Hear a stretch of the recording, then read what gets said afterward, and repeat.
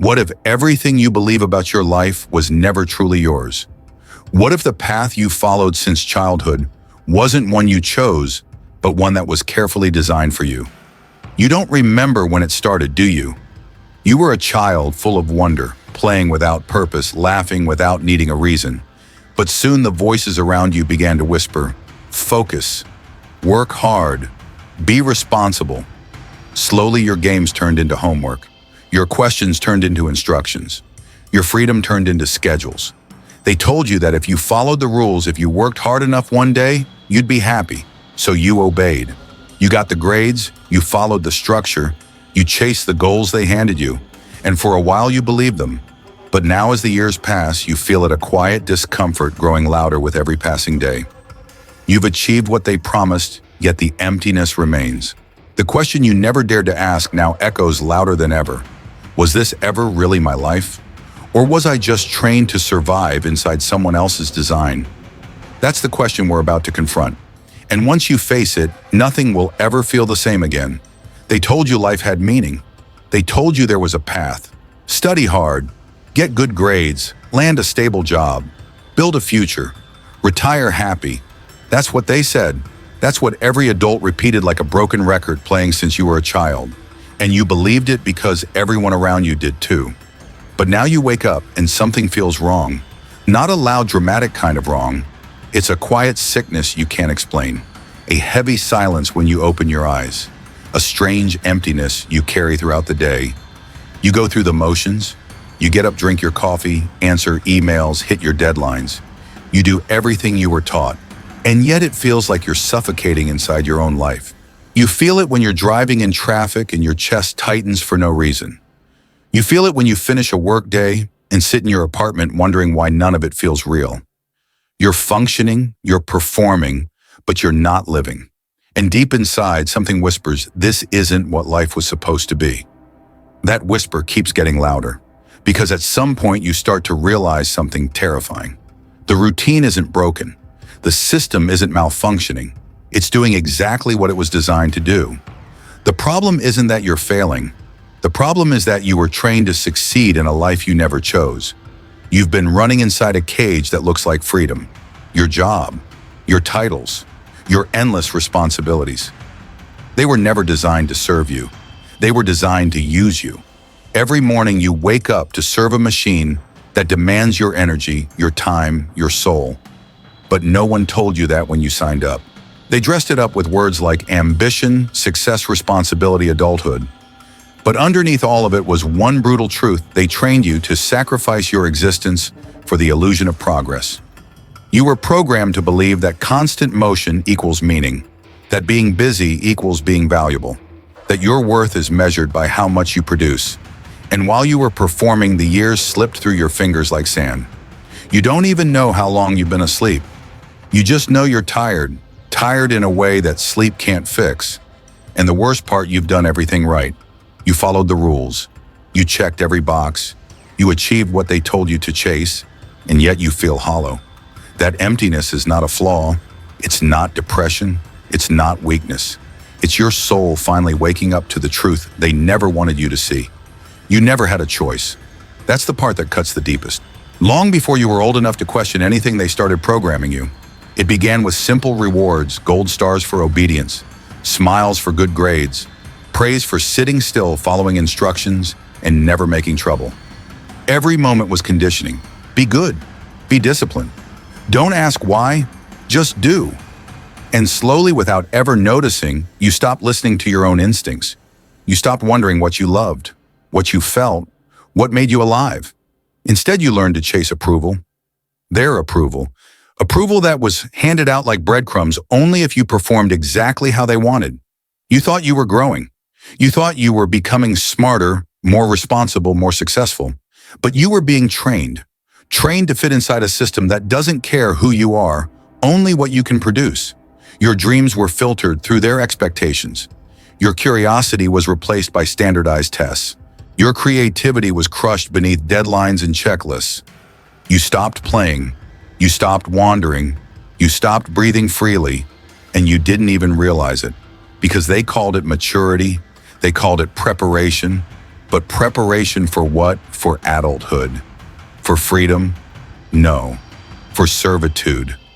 You were being shaped into a worker long before you ever stepped into your first job. Conditioned to tie your worth to your performance? Conditioned to measure your identity by your productivity? Conditioned to believe that rest is weakness and exhaustion is noble? And you internalized all of it. You carried their voices into your own head. You became your own enforcer. You started judging yourself for not doing enough. You started feeling guilty when you slowed down. You started calling yourself lazy for simply existing. They didn't need chains, they didn't need guards. They programmed you to police yourself. You became the perfect prisoner, the kind who never tries to escape because he doesn't even see the bars. You believed that if you worked hard enough, long enough, one day, you would finally arrive at what? Happiness, peace, fulfillment. But that day never came because it was never real. It was always a moving finish line. One more promotion, one more achievement, one more sacrifice, and always somehow still not enough. The world around you applauded your suffering. They called it dedication. They called it hustle.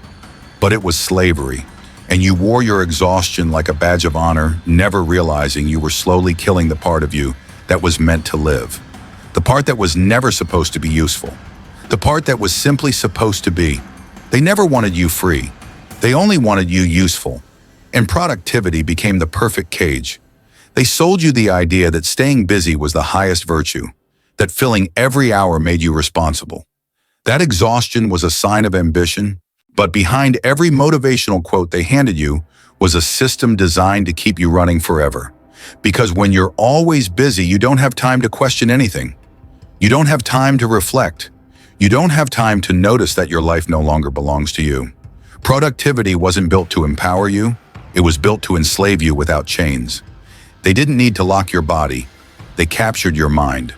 You started believing that your value was directly tied to how much you could produce. That if you weren't performing, you were wasting time. That rest was a luxury you had to earn. They disguised slavery as discipline, and you obeyed. You started filling every empty space with tasks, projects, deadlines. Even your hobbies were monetized. Even your relaxation had to serve a purpose, self-improvement, career growth, marketable skills. Nothing could simply exist for its own sake anymore. You were not living, you were optimizing. And the cruelest part, you thought you were in control. You thought this was your ambition, your drive, your hustle. But it was never really you. It was programming so deep that you mistook your own prison for freedom. The system made you fear stillness. It made you terrified of silence. Because in the silence, you would have heard the truth that none of this was built for your happiness. It was built for your compliance. They made you internalize their expectations so thoroughly that you became your own warden. You don't need anyone to force you to work harder. You guilt yourself. You shame yourself for slowing down. You call yourself lazy when you dare to rest.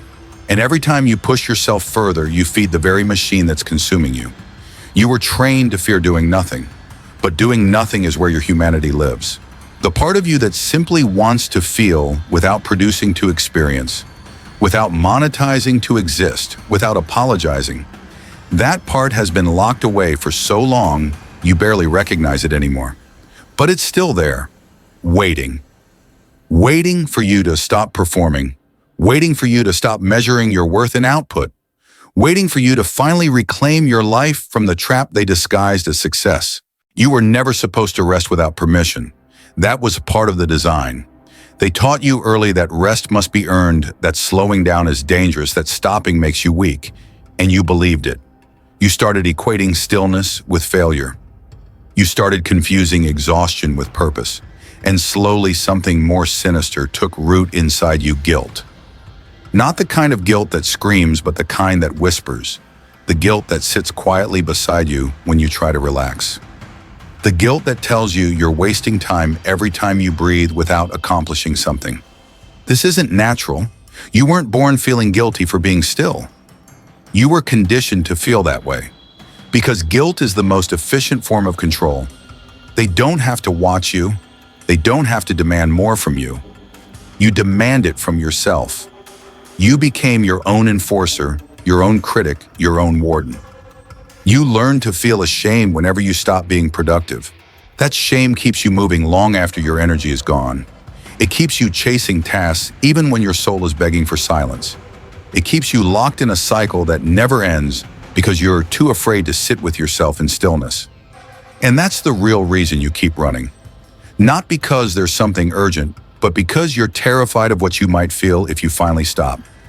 You fill your days with noise, with busyness, with endless motion, because the silence has become unbearable. The silence reminds you of everything you've buried, the doubts, the emptiness, the quiet truth that none of this feels right anymore. But you keep moving anyway because motion feels safer than reflection. And that's exactly how they designed it. If you're always busy, you'll never rebel. If you're always guilty, you'll never pause long enough to question who benefits from your exhaustion. They've convinced you that slowing down is irresponsible, that doing nothing is dangerous. But dangerous to who? Not to you. Dangerous to the system that feeds on your obedience. Because if you stopped for long enough, you'd see it clearly. This entire structure was built to drain you, not to fulfill you. They don't fear your failure. They fear your stillness. Because in stillness, you would finally see how much of your life has been stolen from you in the name of being productive. And once you see that, the guilt starts to die.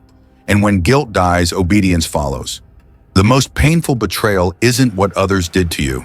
It's what you've done to yourself. And you didn't even realize it. You didn't wake up one morning and decide to abandon your real self. It happened slowly, quietly over years of small compromises. Every time you said yes when your soul whispered no. Every time you ignored that strange emptiness inside you and pushed forward anyway. Every time you silenced your instincts to fit the mold they handed you. That's how it began. You told yourself it was just being responsible, that you were maturing, adapting, doing what adults are supposed to do. You sacrificed pieces of yourself in exchange for approval, safety, acceptance. And one by one, those pieces faded. The version of you that once laughed for no reason, that wandered aimlessly in wonder, that dreamed without deadlines, you buried that version beneath layers of roles and responsibilities.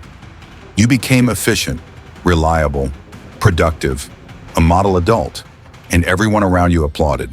They called you driven, focused, disciplined, but no one warned you that you were slowly erasing yourself. Because in this system, efficiency is rewarded even if it costs you your soul. You traded your natural curiosity for performance, your creativity for predictability, your freedom for structure, and with every year that passed, you drifted further from the person you were supposed to become. The tragedy is that you didn't even see it happening. You thought you were doing everything right. You thought success would eventually fill the emptiness. But success didn't save you. It only deepened the hollow space inside your chest. That hollow space is your real self calling from beneath the surface.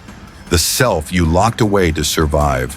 The self that was never designed for this endless race. That ache you feel at night when the noise finally stops. That's not weakness. That's your soul begging to be remembered. You betrayed yourself by trying to be what they told you to be, by believing that your value was tied to how well you performed. But even now, even after all these years, that original version of you isn't dead. It's waiting for you to finally stop running, waiting for you to stop measuring your worth in tasks completed, waiting for you to stop living like a machine. You can't change the past, but you can stop betraying yourself today. You can choose to unlearn, to remember, to reclaim what you were forced to abandon. Because freedom isn't something you earn, it's something you return to. And it starts the moment you refuse to sacrifice one more piece of who you truly are. They told you that your job would define you, that your title would become your identity, that what you do is who you are. And you believed it because that's what everyone believes. You proudly introduced yourself with your profession. I'm a doctor, I'm a designer, I'm a manager. You wore your job like armor, like proof that you belonged, that you were valuable, that you mattered. But deep down, something was wrong. Because on the days when you failed, on the days when you couldn't perform, you didn't just feel like you failed at work.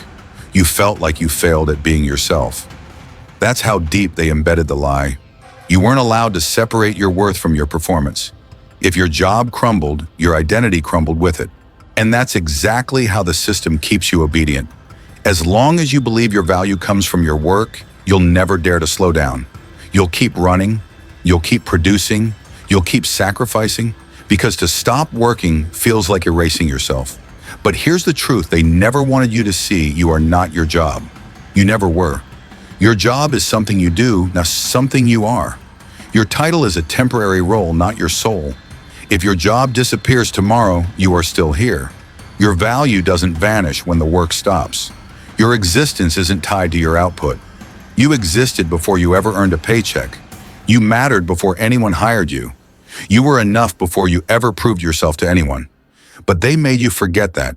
They trained you to fear unemployment, not just because of money, but because of identity collapse. They made you believe that doing nothing equals being nothing. That's why you feel lost when you try to rest. That's why you feel anxious during moments of stillness. Because you've been programmed to believe that if you're not being useful, you don't deserve to exist. That's the real scam. They replaced your identity with your function, and in doing so, they turned you into a machine. But you are not a machine. You are not a role. You are not a resource. You are not a line item on a corporate spreadsheet. You are a human being, complex, emotional, creative, wild. And none of that depends on your productivity. The most dangerous moment for any system is when people stop believing the lie that they are what they produce. Because once you separate your identity from your job, you become uncontrollable. You become free. And freedom begins the moment you no longer introduce yourself by what you do, but by who you are. Georges Bataille dared to say what society is too afraid to admit: you weren't born to be useful. You weren't designed to exist inside spreadsheets, schedules, or endless performance. You were made for something far more dangerous, for existence itself. Not for production, not for efficiency, not for endless improvement, simply to be. And that's what makes his philosophy so threatening to everything you've been taught.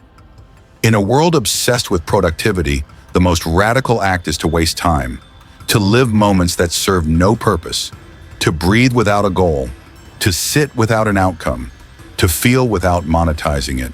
Because society doesn't know what to do with people who stop performing. The system functions only if you keep chasing, keep working, keep proving, keep climbing a ladder that leads nowhere. But the moment you step off that ladder, the moment you say, "I don't need to be useful to exist," you become dangerous. You become free.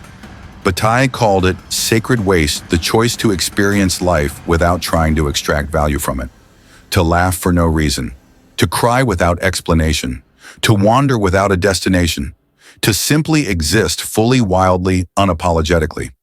And that kind of existence terrifies the machine, because if enough people realize that they don't need to justify their lives with productivity, the entire structure collapses. Think about it: how many people live their entire lives performing, chasing, sacrificing, only to reach the end and realize they were never really alive? They postponed joy. They delayed presence. They waited for permission to finally rest, and that permission never came. Bataille exposes the cruelty of this system, a system that conditions you to see wasted time as failure, a system that teaches you to fear your own freedom, because freedom without function is uncontrollable, and uncontrollable people cannot be monetized. That's why you feel guilt every time you sit still. That's why you feel restless when you're not doing something productive, because the programming runs deep. But Bataille's forbidden truth is simple: your value isn't tied to your output. Your worth isn't measured in tasks completed. Your existence doesn't need to serve a purpose to be meaningful. You don't need to earn your right to feel, to rest, to breathe. The most powerful resistance is not rebellion against the system, but withdrawal from its game. To live wastefully, not recklessly, but freely. Because true life begins where performance ends. They don't fear your failure. They fear your freedom. Society was never built to collapse because some people failure is part of its design. You fail, you blame yourself, you work harder. But when someone stops playing the game entirely, that's when the system starts to tremble. Because you become a threat the moment you stop performing. The moment you stop measuring your value by output. The moment you sit in stillness and realize you don't owe anyone your exhaustion. That terrifies them. Because everything they've built depends on your endless participation. They need you moving, producing, consuming, comparing, competing. They need you anxious when you slow down, guilty when you rest, desperate when you pause. The system survives by feeding on your fear of stillness. And that's why people around you will resist your awakening. Friends, coworkers, even family, they'll say you're irresponsible. They'll say you're lazy. They'll say you're throwing your life away. But they don't say that because you're wrong. They say it because your freedom exposes their prison. Your stillness shines a light on everything they're too afraid to face in themselves. When you stop performing, you force others to question why they keep running. And many people would rather attack your freedom than confront their own chains. That's why society shames rest. That's why they mock people who live simply. Because a person who doesn't need the game is uncontrollable. And uncontrollable people can't be monetized, can't be manipulated, can't be sold the next productivity hack, the next self-improvement course, the next promotion. Your refusal to perform is a kind of rebellion that threatens the very foundation of modern existence. Because once enough people realize they don't need permission to exist, the machine loses power. They want you afraid of stillness because stillness is where the truth lives. The truth that your existence was never meant to be a transaction. The truth that life isn't something you earn, it's something you live. They fear that truth. They fear that once you taste it, you'll never return to the race. And they're right. Because once you stop performing, once you choose stillness over proving, once you reclaim your time, there's no going back. You've broken the spell. You've seen through the illusion. And now you are untouchable. You think you've lost it.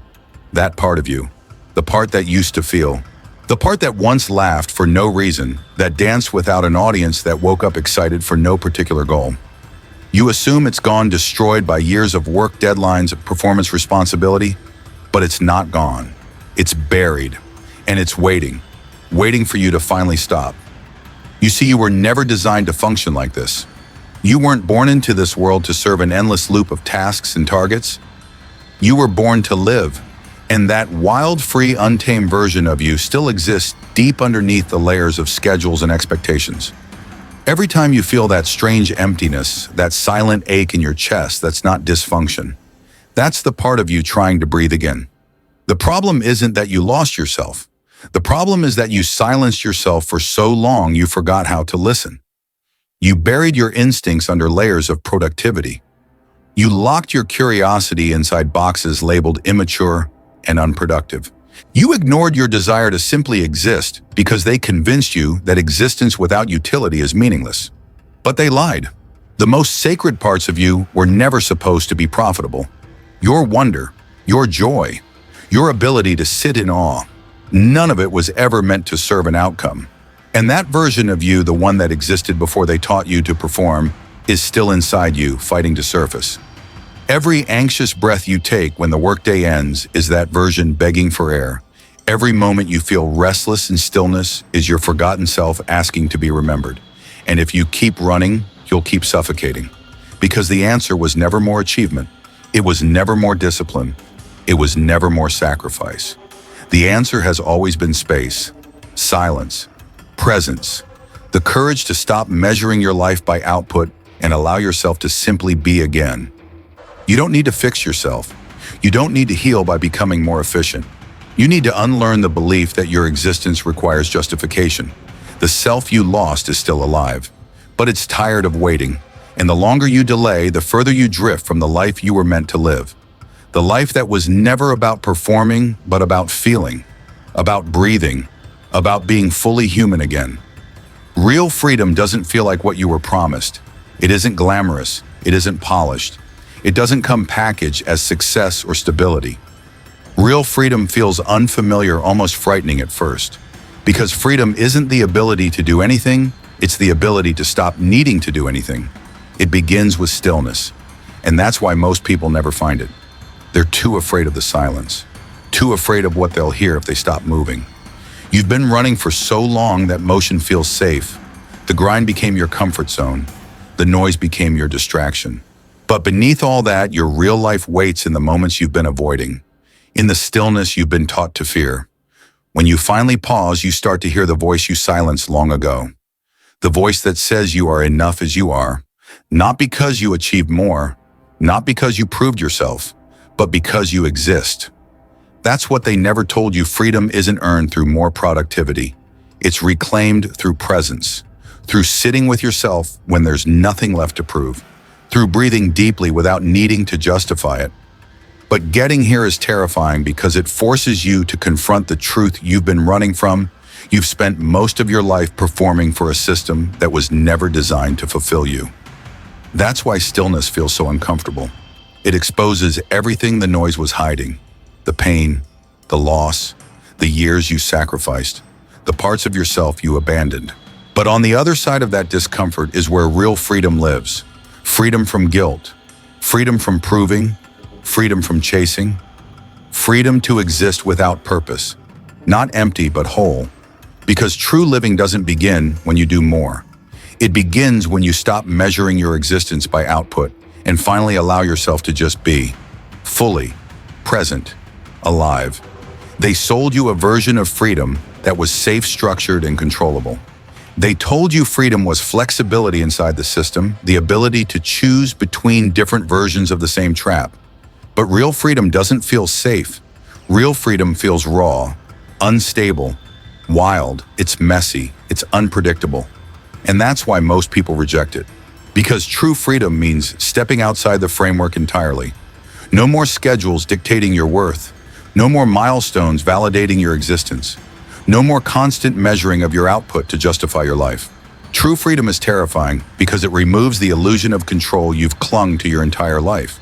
You no longer get to hide behind busyness. You no longer get to distract yourself with productivity.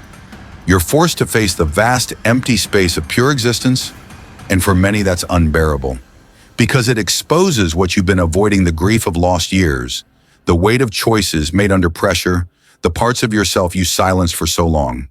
But it also offers something else, something rare, something powerful.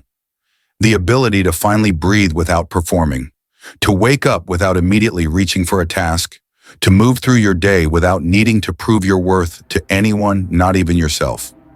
Freedom isn't about doing whatever you want. It's about no longer needing to do anything to feel worthy. It's not the absence of responsibility, but the absence of internalized chains. And yes, it scares people around you. They'll call you reckless, irresponsible, even selfish, because your freedom challenges their prison. Your choice to live fully without performing reflects everything they were too afraid to choose. Most people will spend their lives defending their cages because they've grown comfortable inside them. But you don't have to. You can choose the discomfort of freedom. You can choose the chaos of not knowing, the wildness of presence, the terrifying beauty of existence without external validation. And when you do, you become untouchable, because nothing they can take from you controls your worth anymore. You are no longer performing for their applause. You are no longer chasing their approval. You are simply alive, fully, deeply, wildly alive. And that's a kind of power they'll never understand. At some point, you have to stop waiting for permission to exist. You have to stop believing the lie that your worth is something to earn. The truth is simple but terrifying. You don't need to prove your existence through endless work. You don't have to exhaust yourself to deserve peace. The world trained you to feel guilty for resting. It taught you that stillness equals failure. But now you know that guilt was never yours. It was installed. The system survives by keeping you endlessly busy, constantly chasing, always performing. But your life doesn't belong to the system. It belongs to you. The real challenge isn't about quitting your job or burning everything down. It's about reclaiming small pieces of your time, your presence, your freedom right here, right now. Sit in silence without guilt. Feel without explanation. Rest without apology. Live without chasing constant validation. That is the beginning of your quiet rebellion. That's where real freedom starts, and it's not easy. Most people around you won't understand. They'll call you lazy. They'll say you've lost your ambition. But in truth, you've finally found your life. You've remembered what they were trained to forget. If you felt this shift inside you, if something broke loose while watching this, then you're already part of a different kind of revolution. One that starts quietly but grows louder with every person who refuses to keep performing. If you're ready to reclaim your life, subscribe. Stay here, because this isn't about quick motivation or empty positivity. This is about breaking the illusion together.